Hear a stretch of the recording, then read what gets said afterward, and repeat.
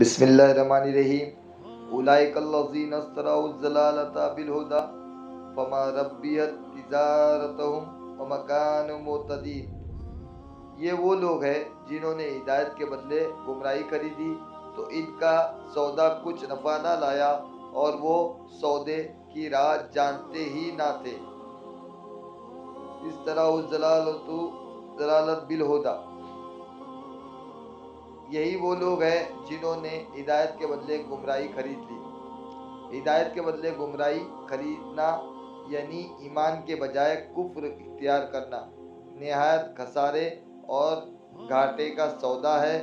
یہ آیت یا تو ان لوگوں کے بارے میں نازل ہوئی جو ایمان لانے کے بعد کافر ہو گئے،